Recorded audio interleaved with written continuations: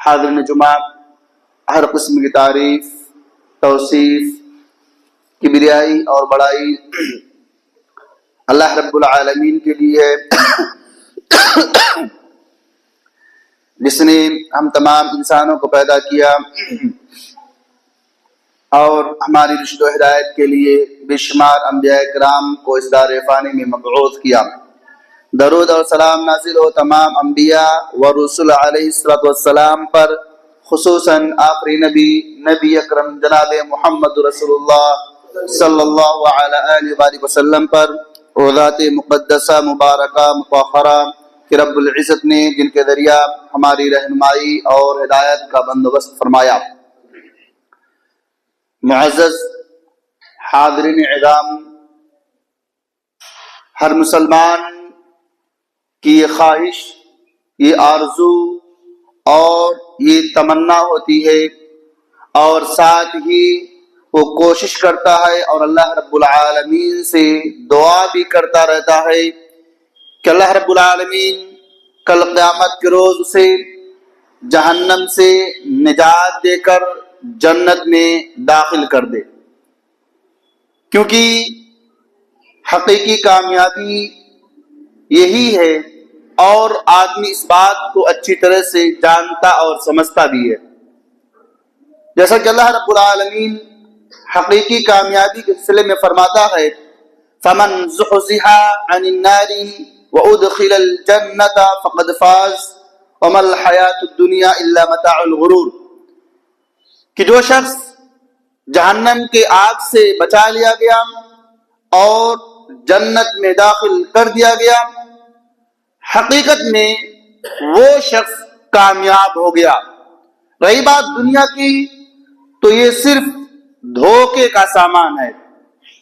اللہ رب العالمین نے اس آیت کریمہ میں واضح کر دیا ہے کہ حقیقی کامیابی اور کامرانی کیا ہوتی ہے، اور ہم اس بات کو بہت اچھی طرح سے سمجھتے بھی ہیں، لیکن صرف سمجھ لینا اور اپنی زندگی پر اس کے اثرات کو مرتب نہ کرنا، یہ سمجھ میں آتا ہے کہ ہم ایک کان سے اس بات کو سنتے تو ہیں، لیکن حتمی یقین، یعنی جو بالکل یقین کہتے ہیں، کانفیڈنس ہونا چاہیے، ہمارا اس پر نہیں ہو پاتا ہے۔ آج آپ دیکھیں کہ ہم جس دنیا کو یا جس دنیا کے پیچھے ہم بھاگتے پھر رہے ہیں، اسی آیت میں اللہ رب العالمین نے جہاں پر جنت میں داخلے کو کامیابی، جہنم سے نجات کو کامیابی قرار دیا ہے، اس کے فوراً بعد اللہ رب العالمین نے دنیا کی حقیقت کو بیان کیا ہے کہ یہ دنیا صرف اور صرف انسان کو دھوکے میں ڈالتی ہے،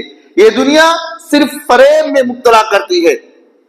اب اللہ رب العالمین نے جب فریب کہہ دیا، اس کے باوجود بھی ہمارا معاملہ ایسا ہے، ہمارا نظریہ ایسا ہے، ہماری سوچ اور ہماری فکر ایسی ہے کہ حقیقی کامیابی تو وہ ہوتی ہے جس کے پاس دنیا کی آرائش، دنیا کی آزائش اور دنیا کے ہر قسم کی سہولت جس کے پاس میسر ہو۔ حقیقی معنوں میں وہی آدمی کامیاب و کامران ہے۔ یہ ہماری آئیڈیالوجی ہے، یہ ہماری سوچ، یہ ہماری فکر ہے۔ ہم یہی سمجھتے ہیں جس کے پاس رہنے سہنے کے اعتبار سے، دنیا میں زندگی گزارنے کے اعتبار سے ہر قسم کی چیزیں میسر ہیں، وہ آدمی کامیاب و کامران ہے۔ جبکہ ہم آئے دن مشاہدہ کرتے ہیں اپنے معاشرے میں، اپنے محلے میں، اپنے رشتہ داروں میں، اس بات کو دیکھتے رہتے ہیں، جو کل تک بہت ہی زیادہ عیش و عشرت کی زندگی گزار رہا تھا، جیسے ہی اس کی آنکھ بند ہوئی، صرف 4 سے 5 میٹر کفن میں، سفید کپڑے میں لپیٹ کر اسے قبر کے حوالے کر دیا گیا۔ آپ خود غور کریں، جو کل تک ہر قسم کی آرائشوں، زیبائش سے اپنے آپ کو منور کیے ہوئے تھا، آنکھ بند ہوئی کہ اس کی ساری دولت، ساری فراوانی، ساری آرائش و آزمائش، سب کچھ یہیں پر چھوڑ گیا۔ اب ساتھ میں اس کی پوری دولت، پورا مال، پوری اس کی کوشش، پوری محنت، جس دنیا کو حاصل کرنے کے لیے اس نے اللہ رب العالمین کے فرمان کو بھی نظر انداز کر دیا، جس دنیا کے پیچھے پڑ کر اس نے حلال و حرام کی تمیز نہیں کی، لیکن جیسے آنکھ بند ہوئی، اس کی وہی دنیا اسے دھوکہ دے دی۔ اس کے ساتھ نہیں جا پائی. یہاں تک کہ اگر وہ انگوٹھی پہننے کا شوقین نہ ہوگا تو اس کے ہاتھ سے انگوٹھی بھی چھین لی جاتی ہے, اس کے ساتھ قبر میں نہیں ڈالی جاتی ہے. اگر وہ گھڑی پہننے کا یا مہنگے سے مہنگا کپڑا پہننے کا وہ شوقین نہ ہو, پھر بھی جب قبر میں ڈالا جاتا ہے تو ایک سفید کفن میں جو کاٹن کا ہوتا ہے اور اسی میں سے لپیٹ کے قبر کے حوالے کر دیا جاتا ہے. آخر آپ کی دولت, آپ کی فراوانی کہاں رہ گئی؟ آپ کا ساتھ نہیں دی. اسی لیے اللہ رب العالمین نے کیا کہا کہ یہ دنیا وما الحیات الدنیا الا لعب ولہو, کہیں کھیل تماشا کا, کہیں کا یہ دنیا صرف دھوکے کا سامان ہے. اس کے باوجود ہمیں سمجھ میں نہیں آتا. ہم اسی دنیا کے چکر میں نہ تو نماز کا اہتمام کر پاتے ہیں, نہ حکام الہی کے پابند بن پاتے ہیں, یہاں تک کہ ہفتے میں ایک دن جمعہ کا آتا ہے ہم اس کا بھی اہتمام نہیں کر پاتے ہیں. کیوں؟ ہمارے سامنے دنیا. تو میں عرض یہ کر رہا تھا کہ حقیقی کامیابی ہم جو سمجھتے ہیں اسے آپ دیکھ لیجئے, اور اللہ رب العالمین جسے حقیقی کامیابی کہتا ہے وہ کیا ہے. اللہ رب العالمین نے واضح کر دیا حقیقی کامیابی کیا ہے, جہنم سے نجات, جنت میں داخلہ. پھر ہمارے ذہن میں چیز آتی ہے, بہت سارے لوگ ایسے ہیں جو سوچتے ہیں کہ ہم کیا کریں, کیسے کریں کہ اللہ رب العالمین کی پکڑ سے بچ جائیں, اللہ رب العالمین اپنی جہنم سے ہمیں نجات دے دے. اس کے لیے طریقہ کار کا اختیار کرنا ہوگا. تو میرے دوستو, ایک بات آپ ہمیشہ ذہن نشین کر لیں, اگر آپ جنت میں داخل ہونا چاہتے ہیں, اللہ رب العالمین کی جہنم سے بچنا چاہتے ہیں, تو سب سے پہلا سبب, سب سے پہلا ذریعہ اگر کوئی ہے تو وہ توحید ہے. توحید خالص کو اپنے دل سے, دل کی گہرائیوں سے تسلیم کیجئے. اگر دل کی گہرائیوں سے خالص توحید کو, اللہ رب العالمین کی وحدانیت کو تسلیم کرتے ہیں تو آپ جہنم سے بچ جائیں گے. عبادہ بن صامت رضی اللہ تعالی عنہ بیان کرتے ہیں کہ میں نے اللہ کے نبی صلی اللہ علیہ وسلم کو فرماتے ہی سنا, آپ سے فرمایا کہ من شہد اللہ الہ الا اللہ وان محمد رسول اللہ حرم اللہ علی النار, کہ جس شخص نے اس بات کی گواہی دی کہ اللہ رب العالمین کے علاوہ کوئی معبود برحق نہیں اور محمد صلی اللہ علیہ وسلم اللہ کے بندے اس کے رسول ہیں, اللہ رب العالمین ان پر جہنم کو حرام قرار دیتا ہے. اور عمر بن خطاب رضی اللہ تعالیٰ عنہ بیان کرتے ہیں کہ اللہ کے نبی صلی اللہ علیہ وسلم نے ارشاد فرمایا, انی لأعلم کلمۃ لا یقولها عبد حقا من قلبہ فیموت علی ذلک. اللہ کے نبی صلی اللہ علیہ وسلم نے فرمایا کہ میں ایک ایسا کلمہ جانتا ہوں کہ جو بندہ اس کلمے کو پڑھے اور پھر اسی پر اس کا انتقال ہو جائے تو اللہ رب العالمین اس پر جہنم کی آگ کو حرام قرار دیتا ہے.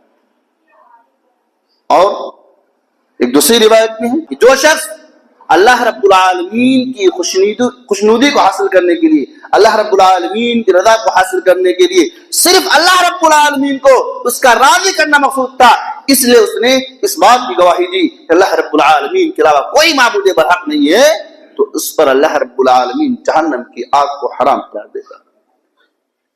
ان تمام باتوں میں آپ دیکھیے, ان تمام احادیث میں آپ دیکھیے کہ اگر آدمی دل کی گہرائی سے تسلیم کرتا ہے کہ اللہ کے علاوہ کوئی معبود برحق نہیں, محمد صلی اللہ علیہ وسلم اللہ کے بندے اور اس کے رسول ہیں, تو وہ جہنم سے نجات پا جائے گا. لیکن ان تمام باتوں میں ایک بات کامن ہے, ایک بات سب میں برابری کے لیے, کیا ہے؟ لا الہ الا اللہ. نفی اور اثبات, یہ دونوں, اگر ان دونوں میں سے کوئی ایک نہیں ہے تو یاد رہے آپ مومن نہیں ہیں. لا الہ, کوئی معبود برحق نہیں, یعنی جتنے معبودان باطلہ ہیں سب کا انکار کیا جائے. اگر آپ انکار نہیں کرتے ہیں, آپ یہ کہتے ہیں کہ ہاں اللہ رب العالمین ہی معبود حقیقی ہے, لیکن جو دوسرے اپنے اپنے معبود کی بات کر رہے ہیں وہ بھی اپنے جگہ صحیح ہیں, تو گویا آپ نے اس کلمے کا حق ادا نہیں کیا, آپ مومن نہیں ہیں.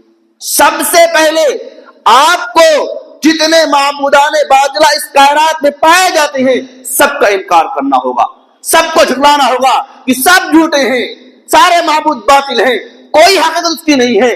پھر اس کے بعد آپ تسلیم کریں کہ اگر کوئی حقیقی معبود ہے تو اللہ رب العالمین کی ذات. آج ہمارا معاملہ کیا ہے؟ ہم کمپرمائز کرتے ہیں, سیکولر مسلم بندے نہیں, ہم کٹر مسلم نہیں ہیں. ہم سیکولر ہیں، تم بھی صحیح ہم بھی صحیح، تمہارا بھی صحیح ہمارا بھی صحیح، تم تمہارا دیکھو ہمارا دیکھ رہے ہیں. نہیں، آپ کو بتلانا پڑے گا کہ یہ سارے معبود غلط ہیں، اس کی کوئی حیثیت نہیں ہے، اس کو تم نے بنایا ہے، تمہارے آباء و اجداد نے اسے اپنا معبود بنایا ہے. اللہ رب العالمین نے قیامت کے دنیا کے قائم کرنے سے بلکہ اللہ رب العالمین ابد سے ہی معبود حقیقی رہا ہے، وہی معبود برحق ہے. اگر عبادت ہوگی تو صرف اسی کی ہوگی. اس بات کو آپ کو تسلیم کرنا ہوگا، لیکن تسلیم کرنے سے پہلے آپ کو انکار کرنا پڑے گا تمام معبودان باطلہ کا. تب جا کر آپ لا الہ الا اللہ کے حقیقی مصداق ٹھہریں گے کہ آپ نے حقیقی طور سے تسلیم کیا ہے. جابر رضی اللہ تعالیٰ عنہ بیان کرتے ہیں کہ ایک شخص اللہ کے نبی صلی اللہ علیہ وسلم کے پاس آیا اور اس نے سوال کیا ہے، اللہ کے رسول صلی اللہ علیہ وسلم آپ مجھے 2 واجب کرنے والی چیزیں بتلا دیجیے. اللہ کے نبی صلی اللہ علیہ وسلم نے فرمایا کہ جو شخص اللہ رب العالمین کے ساتھ ذرہ برابر شرک نہیں کرتا ہے وہ جنت میں داخل ہوگا، اور جو شخص اللہ رب العالمین کے ساتھ شرک کرتا ہے وہ جہنم میں داخل ہوگا. یہ 2 واجب کرنا. شرک اگر پایا گیا تو جہنم کنفرم ہے کہ آپ جہنم میں جائیں گے ہی جائیں گے. اور جو شرک کرتا تھا، توبہ نہیں کیا تھا، شرک کے حال میں مرا، کبھی بھی جنت سے نہیں نکلے، جہنم سے نہیں نکلے گا، وہ جہنم سے کبھی بھی نہیں نکلے گا. اور اگر آپ شرک نہیں کرتے تھے، شرک سے اپنے دامن کو بچائے ہوئے تھے، شرک کی آلودگیوں سے اپنے آپ کو محفوظ کیے ہوئے تھے، تو آپ جنت میں ضرور جائیں گے. شروع میں جائیں، بعد میں جائیں، جنت تو 100% ہے کہ آپ جنت میں جائیں گے. اور یہ بات یاد رہے، شرک اور توحید یہ 2 متضاد چیزیں ہیں. جس طرح سے دن اور رات ایک ساتھ جمع نہیں سکتے، گرم اور ٹھنڈا ایک ساتھ جمع نہیں ہو سکتے، ایسے ہی توحید اور شرک ایک ساتھ نہیں سکتے. اگر کسی انسان کے اندر توحید پائی جاتی ہے تو وہ ہر حال میں شرک سے بیزار ہوگا، لیکن اگر کسی کے ہاں شرک پایا جاتا ہے تو یہ بھی 100% ہے کہ وہ موحد نہیں ہو سکتا ہے، اس کے ہاں توحید کا کوئی شائبہ ہی نہیں ہے. اللہ رب العالمین قرآن مقدس نے فرماتا ہے انہ من یشرک باللہ فقد حرم اللہ علیہ الجنہ ومأواہ النار، کہ جو شخص اللہ رب العالمین کے ساتھ شرک کرتا ہے اللہ رب العالمین اس پر جنت کو حرام قرار دیتا ہے اور اس کا ٹھکانہ جہنم ہے. تو جہنم سے نجات کا جو سب سے بڑا سبب اور سب سے بڑا ذریعہ ہے وہ کیا ہے؟ توحید خالص کو اپنانا اور شرک سے بیزارگی. اور دوسرا جو اہم سبب ہے وہ اخلاص.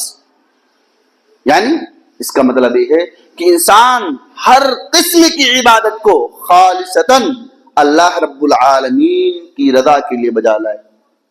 دکھلاوا، ریاکاری اور نمود و نمائش نہ ہو، صرف اور صرف اللہ رب العالمین کی رضا کے لیے وہ اپنے عمل کو بجا لائے. اللہ کے نبی صلی اللہ علیہ وسلم نے شاہ فرمایا لن یوافی عبد یوم القیامت لا الہ الا اللہ یبتغی وجہ اللہ.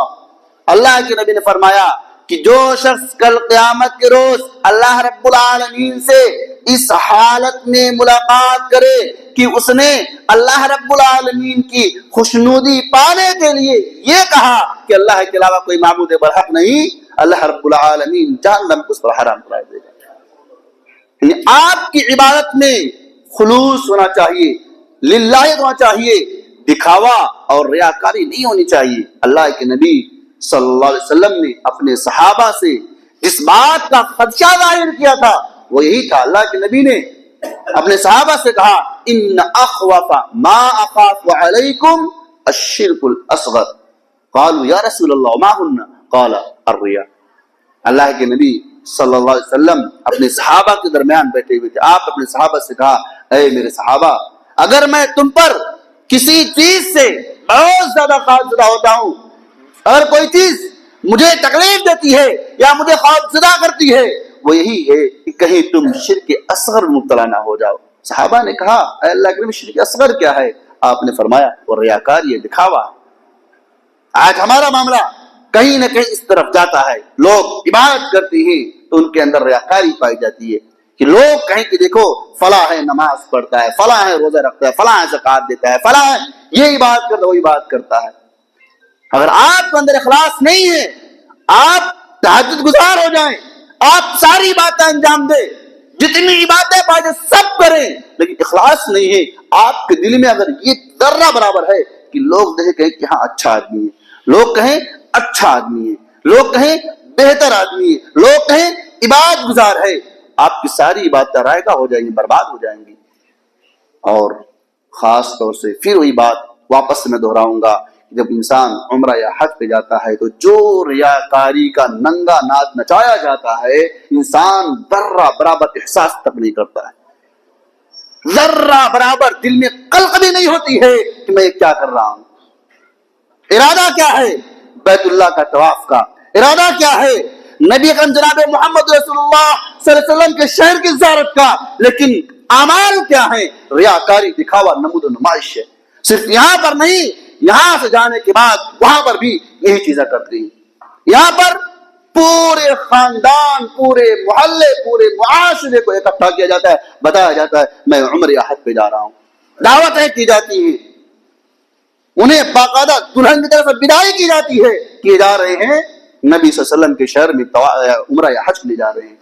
اور جب جہاں چلے جاتی ہیں تو وہاں پر بھی ان کا یہ معاملہ ہوتا ہے، جسمانی طور سے وہ اکیلے ہوتا ہے، ذہنی طور سے پورے خاندان کو عمرہ حج کرا رہا ہوتا ہے. ایک ایک چیز دعا کر رہا ہے، فوٹو ہے، طواف کر رہا ہے، اس کی ویڈیو ہے، کہیں اور جا رہا ہے عبادت کی جگہ پر، وہاں کے پوری سوشل میڈیا پر بھاؤ دیتا ہے. یعنی پورا خاندان جانے کہ ہاں میں یہاں آ چکا ہوں، میں عبادت کر رہا ہوں، میں دعا کر رہا ہوں، میں سجدہ کر رہا ہوں، میں فلاں عمل انجام دے رہا ہوں. ہر کسی کو میرا ایک ایک پوائنٹ معلوم ہونا چاہیے. یہ کیا ہے؟ یہ ریاکاری ہے، یہ دکھاوا ہے، یہ نمود و نمائش ہے. اور سب سے بڑی حالت یہ ہوتی ہے کہ آدمی احرام کے کپڑے میں ہوتے ہوئے بھی یہ سارے فعل انجام دیتا ہے، ذرہ برابر اللہ کا خوف نہیں ہوتا. آپ اتنا سب کچھ کر کے جاتے ہیں، کس لیے جاتے ہیں؟ آپ یاد رہے سب کچھ کر لیں، آپ ایک غلطی کریں گے نا، آپ کی ساری محنت پر لوگ پانی پھیر دیں گے. آپ لوگوں کو خوش نہیں کر سکتے ہیں، نہیں کر سکتے. آپ کر کے دیکھ لیجیے، آپ سب بہت اچھے ہوں، ایک چھوٹی سی مسٹیک آپ سے ہوگی، لوگ آپ کے بارے میں آپ کو لان تان کرنا شروع کر دیں گے. آپ کس کو خوش کرنا چاہ رہے ہیں؟ اور آپ جا کس لیے جا رہے ہیں؟ آپ کی زبان سے اقرار تو یہ ہے کہ ہم رب کو راضی کرنے جا رہے ہیں، لیکن آپ اپنے پورے خاندان کو راضی کر رہے ہیں. عرض کرنے کا مطلب یہ ہے کہ آپ کی عبادت میں خلوص پایا جانا چاہیے، اخلاص ہونا چاہیے، للہیت ہونی چاہیے. جب تک یہ نہیں ہوگا آپ کی ساری عبادتیں عبث ہیں، برباد ہیں. کیونکہ صحیح مسلم کی روایت ہے، اللہ کے نبی صلی اللہ علیہ وسلم نے ارشاد فرمایا کل قیامت کے روز ایک شہید کو لایا جائے گا، اللہ رب العالمین اسے اپنی نیکی، اس کی اعمال گنوائے گا، وہ اقرار کرے گا. اللہ رب العالمین جو اس پر اپنا انعام و اکرام کیا تھا، جو اپنی نمائشیں کی تھی، اسے یاد دلائے گا، وہ اسے اقرار کرے گا. اللہ تعالیٰ پوچھے گا تو نے کیا کیا کہے گا؟ اے اللہ میں تیری راہ میں لڑتے لڑتے شہید ہو گیا، تیرے کلمے کی سربلندی کے لیے میں نے قتال کیا اور بالآخر تیرے راہ میں شہید ہو گیا. اللہ تعالیٰ کہ تو جھوٹ بولتا ہے، تو جھوٹ بولتا ہے، تو نے اس نیت سے جنگ نہیں کی تھی، تیری نیت ہے تھی، تیرے دل میں یہ بات تھی کہ لوگ تجھے بہادر کہیں گے، لوگ کہیں گے بڑا شجاع آدمی ہے، بڑا طاقتور ہے، بڑا بہادر ہے. تو نے اس نیت سے جنگ میں حصہ لیا تھا، اور جب تو شہید ہوا تو یہ تیری نیت تھی کہ لوگ شہید کہیں گے. یہ ساری چیزیں تیرے ساتھ ہوئی، لوگ تجھے شہید کہے، تیری بہادری کے گن گائے، لیکن آج تیرا کوئی حصہ نہیں ہے. تو نے دنیا کے لیے کیا تھا، تجھے دنیا میں سب کچھ مل گیا ہے. اللہ رب العالمین حکم دے گا کہ اسے پیشانی کے بل گھسیٹتے ہوئے جہنم میں ڈال دو. کون ہے؟ شہید ہے جس کی بڑی عظمت ہے، لیکن نیت درست نہیں، ریاکاری پائی گئی، جان گنوانے کے باوجود بھی جنت میں داخل نہ. صحیح مسلم کی روایت ہے، پڑھیے تو کبھی. پھر اسی طرح سے ایک عالم کا بھی یہی معاملہ ہے، اگر اس کی نیت خالص نہیں ہے، صرف اس لیے وہ لوگوں کے سامنے رہتا ہے، یا صرف اس لیے قرآن کا حافظ بنتا ہے، اس لیے دین کا علم حاصل کرتا ہے کہ لوگ حافظ یا قاری کے عالم کے، اس کی نیت صرف لوگوں میں اپنا ایک نام بنوانا تھا، تو یاد رہے اس کا بھی حشر ہوگا کہ اللہ رب العالمین جہنم میں پیشانی کے بل گھسیٹ کر پھینک دے گا۔ اور تیسرا آدمی جو آئے گا وہ مالدار، جس کو اللہ رب العالمین نے سب کچھ عطا کیا۔ اللہ سے پوچھے گا کہ میں نے تیرے اوپر انعام کہ تو نے کیا کیا؟ کہے گا میں نے بہت زکات دی، میں نے بہت صدقات و خیرات کیا، تیرے جو غریب بندے تھے میں نے بہت نچھاور کیا، تیرے گھر کا طواف کیا، حج کیا، وہ سب کچھ کیا۔ اللہ تعالیٰ کیا کہے گا؟ اللہ تعالیٰ کہے گا کہ تو جھوٹ بولتا ہے، تو نے کیا تو، لیکن تیرا مقصد اور تیری نیت صرف لوگوں کے درمیان محبوب بننا تھا، لوگ تیری تعریف کرتے رہے، دنیا میں تیری تعریف ہوتی رہی کہ بڑا خرچیلا ہے، بڑا صدقات و خیرات کرنے والا ہے، بڑا لوگوں کی دیکھ بھال کرنے والا ہے، بڑا روزہ نماز کرنے والا ہے، لیکن تیری نیت یہ نہیں تھی کہ تیرا رب راضی ہو۔ آج تو نے میری رضا پانے کی کوشش نہیں کی، تیرا ٹھکانہ بھی جہنم ہے۔ یہ بتلانا صرف اس لیے ہے کہ ہمارا مقصد کیا ہے، صرف رب کی رضا ہے۔ آپ دنیا کے لوگوں کو راضی نہیں کر سکتے ہیں، اپنے اندر اخلاص پیدا کیجیے۔ آپ کوئی بھی عمل کریں، آپ یہ سمجھیں کوئی دیکھے نہ دیکھے، کوئی جانے نہ جانے، میں جو کر رہا ہوں کس لیے کر رہا ہوں۔ سب سے بڑا مفتی انسان کا دل ہوتا ہے۔ اپنے دل سے پوچھے کہ میں کس لیے کون سا پھر انجام دے رہا ہوں۔ اور بہر صورت ان دو چیزوں کو آپ ذہن میں رکھیں۔ پہلا توحید، جہنم سے آزادی کے جو اسباب ہیں، سب سے پہلا توحید خالص، اس کے بعد اخلاص۔ یہ دونوں اگر آپ اختیار کریں، انشاءاللہ باقی باتیں آئندہ جمعہ میں بیان کروں گا، لیکن ابھی سر دست بتلانا مقصود یہ ہے کہ آپ توحید کو مضبوطی سے پکڑ لیں۔ ہر قسم کے شرک کی جہاں پر شعبہ ہی پایا جاتا ہو، جہاں پر انسان شرک میں مبتلا ہو سکتا ہے، ہوا نہیں ہو سکتا ہے، انسان وہاں سے اپنے آپ کو دور کر لے، کیونکہ شرک اگر آ گیا آپ کی زندگی میں، آپ کے سارے اعمال برباد۔ اور دوسرا، آپ اپنی عبادتوں میں خلوص پیدا کیجیے۔ اور یہ خلوص کیسے معلوم چلے گا؟ آپ سے کیسے آپ پوچھیں گے اخلاص کی نہیں ہے؟ جیسے ہی اللہ رب العالمین کے سامنے بلانے کا وقت ہو جائے، آپ آ جائیں۔ آپ ان اوقات کو غنیمت سمجھیں۔ ابھی میں نے کہا کہ آپ نہیں جانتے ہیں، آپ کی آنکھ جیسے بند ہوگی، آپ کی ساری جائیداد آپ کے ورثہ کی ہو جائے گی۔ آپ کو صرف ایک کپڑے کی کچھ بھی نہیں دیں گے، 5 میٹر 6 میٹر بھی لے گا، وہی صرف آپ کو ملے گا، کچھ بھی نہیں ملے گا۔ آپ کو کیا ملے گا؟ جو آپ اعمال انجام دیے ہوں گے۔ اس لیے ہمیں چاہیے کہ ہم اپنی عبادتوں میں خلوص پیدا کریں، تاکہ کل قیامت کے روز ہم اللہ رب العالمین کے ہاں سرخ ہو سکیں۔ اللہ رب العالمین سے بارے رہا ہم تمام لوگ ان باتوں کو سمجھنے اور ان میں سے بہترین باتوں پر عمل کرنے کی توفیق عطا فرما، آمین۔ وما علینا الا البلاغ۔